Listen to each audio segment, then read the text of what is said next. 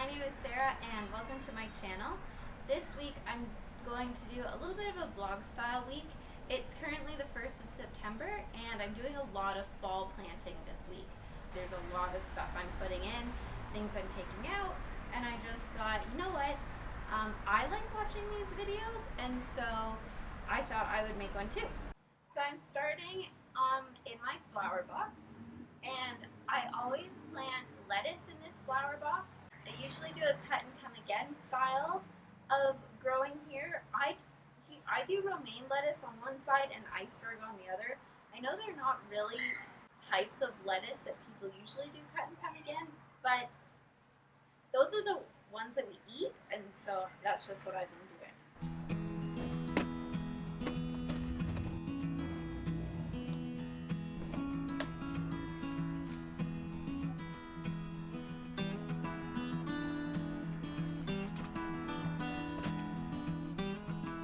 Alright, so I've got my varieties. I have a red romaine, but I also have this Paris Island seed from Baker Creek. It's the free seed you can get. But before I put these in, I am going to put a little bit of composted manure in where my lettuce is going to go and sort of work that into the soil. Because this is the same soil that was here when we moved into the house. It is dead. It needs some love. So let's do that first.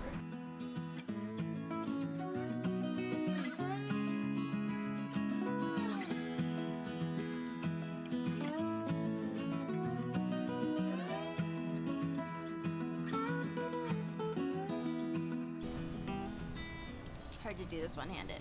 So I'm just going to take the seeds in my hand. I'm just gonna sprinkle them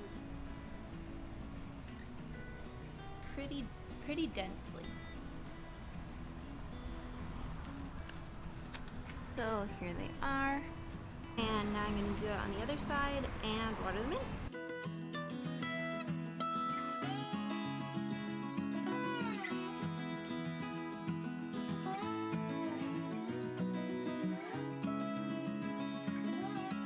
Okay, and now I'm going to put in another succession of parsnips and carrots.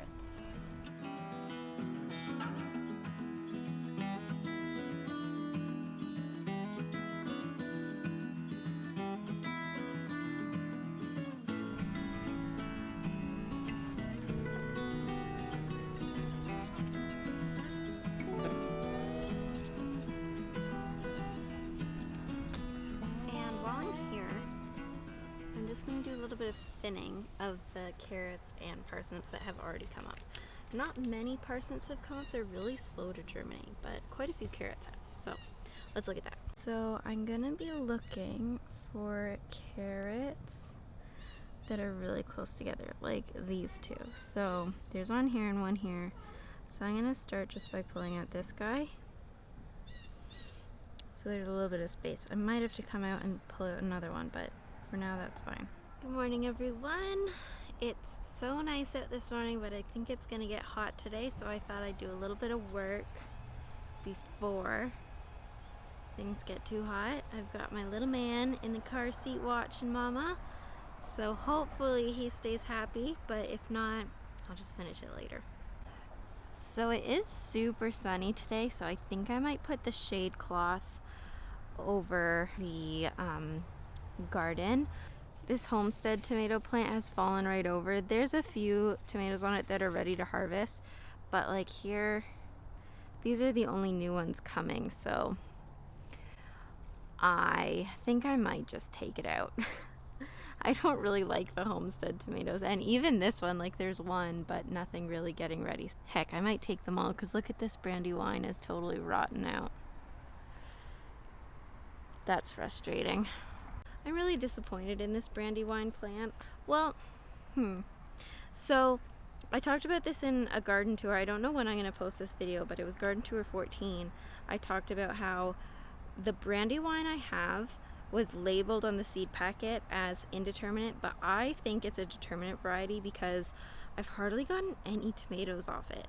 I mean, I did have a bunch of blossoms fall off because of a couple heat waves, so that's part of it, but like I've had well, first off, this is a black Brandywine tomato plant, and none of them are, like, these are nowhere near turning black. So, and I've had one sitting on my counter for a full week now, and it's not going black. So either it was mislabeled or it's just taking way too long, and it's not worth it for me. I'm not willing to wait. So I'm gonna pull out my Brandywine and my Homestead tomatoes. I'll leave the San Marzanos and I'll leave the cherry tomatoes. Yeah, that's what we're gonna do to start.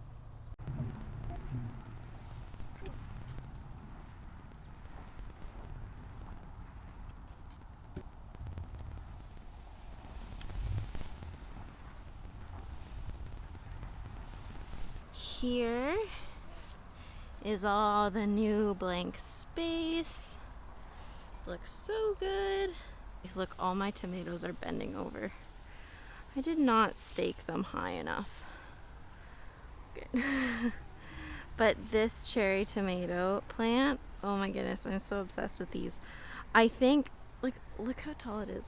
I think I'm gonna take one of the stakes, the tall stakes from those, and support here. I had only put my 4-foot stakes instead of my 6-foot stakes on the cherry tomatoes because I had it in my head that cherry tomatoes grow like out, kind of like this ground cherry. I was wrong. They don't. They really don't. I'm pretty sure my cherry tomatoes are my tallest ones.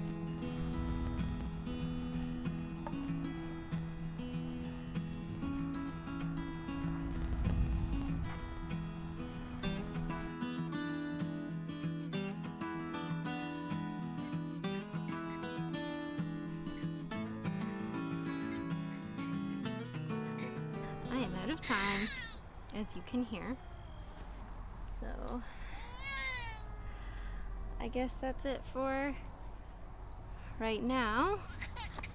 I'll come back out when he's down for his nap to put the shade cloth up because I really do want to do that today. Okay, the boy is down. The sun is out. And let's put that shade cloth up.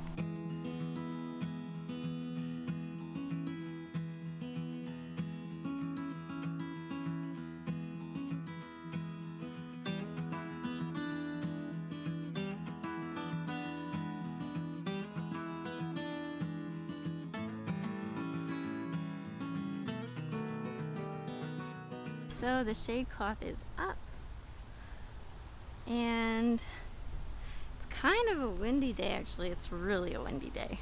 I'm just gonna have to keep my eye on it because especially that post comes off a lot, but it just really helps. Like, there's sun right now, but as we get closer to noon hour, the front won't be as sunny. But it's especially good for these guys because they're the most susceptible to sun scald right now. Hello. It's like 9:30 at night and I'm just itching to get outside. And now that the cooler weather has come, the mosquitoes don't come out as much at night. So we're gonna garden. 9:30 at night. My husband's here. He's so cute. So cute. Delete that. I'm not. It's going in. No. It's going in the vlog. No.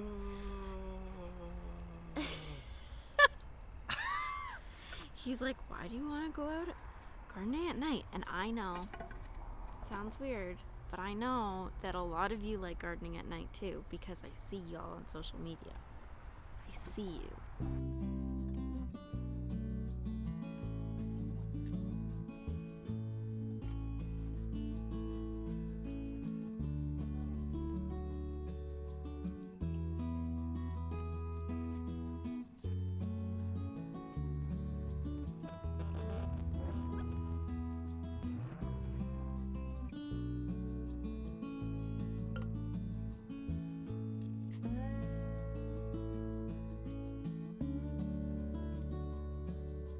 I ripped out half of my pepper plants. I basically ripped out any ones that didn't currently have any peppers on them because there was no way they would mature. The only one of them had one little pepper, but it's fine. So now I think I'm gonna go ahead and plant those seedlings. seedlings in there. Here's the bed now, empty. Okay, so this is kale here. My broccoli goes here. Maybe I'll put the broccoli in the center. So it gets the tallest. Garlic's gonna go down here, so I'll put the broccoli right here. Oh, this soil's like cement here.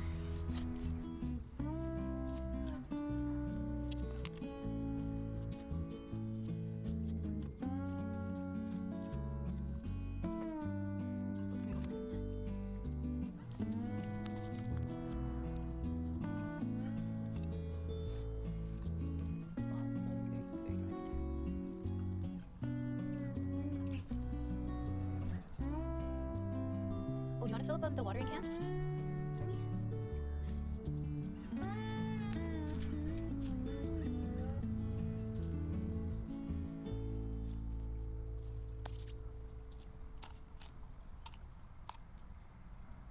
Okay.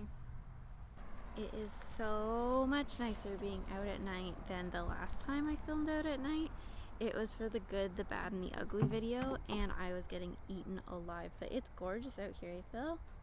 Let me walk you around to see the pretty lights. I feel like this right up here. Aren't they pretty? I love them. It's so pretty. I love it. It makes me so happy. Isn't it beautiful? Okay, well, that's all we're gonna plant for tonight. Okay, good night. Good morning. Ike and I are just going to check on the garden this morning and make sure that those seedlings we planted last night made it through the night. So let's see. Here are all the pepper plants I ripped out. Here's all the tomato plants I ripped out. Let's see. This is the broccoli, the spinach. Those look good. These are my 2 Brussels sprouts. They look good. Oh, I forgot to bring that pepper in. A couple spinach, cauliflower. They look good. Beautiful. I cannot wait to pick that pepper.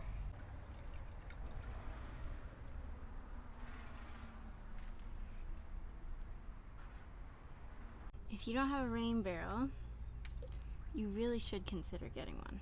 We got ours for, I think, for free. I see them all the time on Facebook Marketplace for like $15-20. They're really easy to set up and saves a lot of money. I wish that we had more. I wish it was higher so that the pressure was better, but let's water the carrots and parsnips.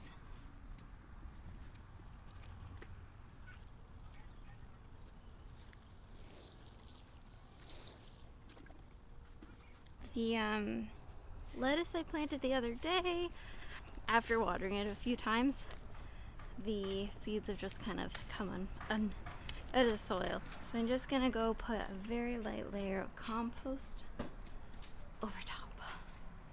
Never mind. I think I'll leave it. Look at all the germination. Ooh, let's look at the other side. Whoa.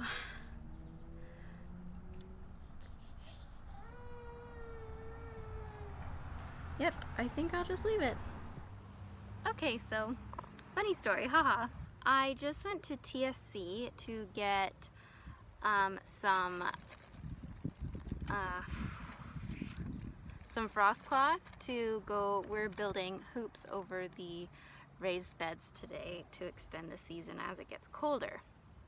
But here's the funny story, is I came out with a lot more than what I needed. So here is the frost cloth. One of these can cover more than one bed. They're like 5 feet by 20 feet. And my beds are 6 feet by 4 feet. But they were on sale, so I got 4. Because I figure they'll probably get damaged, and they're on sale. So I got those. I got this bucket because I thought, oh, this is perfect. I'll plant my herbs in this, and then I can have herbs all winter in my house. So that's so smart, right? It was on sale, so I had to get it. Next thing I got was a whole bunch of cover crop seed. And it says this bag will cover 400 to 800 square meters. I definitely do not need that much. Yet here we are. It was on sale, so I got that. Now, to be fair, if you've been watching my videos, you know that I've been talking about how the soil is so compacted in my beds from that topsoil we put in, that I've been talking about putting in cover crop this fall and into next spring, and then turning it into the soil to add nitrogen to the soil, but then also mostly to loosen up the soil I have. So that's not an impulse purchase. Maybe having that much of it is an impulse purchase, but it's the only size of bag they had. Okay, and the last thing I got was 100% organic blood and bone meal. This was very much an impulse purchase. I mean, I should be amending my beds with something. I'm gonna use compost, but I don't think my compost is gonna be ready. So as I'm putting in my fall plants, I'm gonna put some of that in, and I'm gonna go ahead and sprinkle it on what I've already planted. So how fun is that? Right? Agree with me. Let's loosen up this soil and get some of that clover planted. Woo! Okay, now I know what you're thinking. You're thinking, Sarah, why are you planting weeds in your beautiful raised beds? The whole point of raised beds is, well, not the whole point, but one of the nice things about raised beds is it's easier to control weeds, and you're literally putting them in. Yeah, I know. But listen, Kirsten at Poplar Creek Farm, she has a great channel. You really should check her out, especially if you're into bees. She's really into bees. She did a whole video about cover crop and how important they are. They've been really struggling on their farm. They live in upstate New York, and they've been really struggling because the soil there is really, it's really hard clay soil.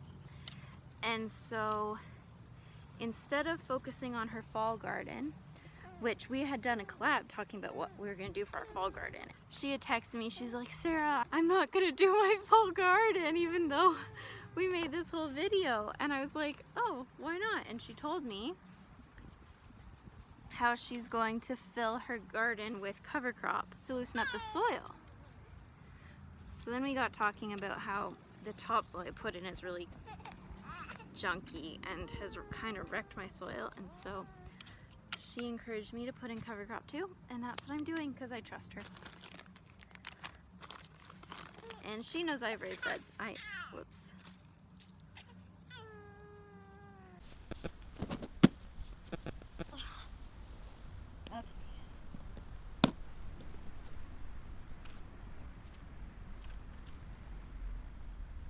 It's funny because I spend so much time planning, like so much time planning, and then I either don't follow it at all or sort of follow it. So here I planned out like when I was gonna plant things and then approximately when they would be mature, and I followed some of it and then sort of fell off the rails.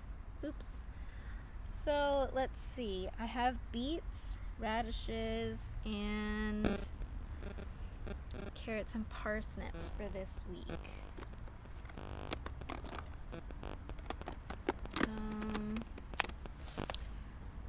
The beets are in here. Actually, I think everything's in there. Yeah, it's all in here. So I'm gonna plant some of that stuff. I wonder if I have enough time for peas. I highly doubt it, but... Okay, so it says 6 to 8 weeks till maturity, which means really, because it's the fall and the days are getting shorter, it's probably going to be more like 8 to 10 weeks. And I think I have maybe 6 weeks until my first frost. But they are cold hardy, I believe, so I'm just going to plant more. And like worst case scenario, I don't get any peas, but that's fine.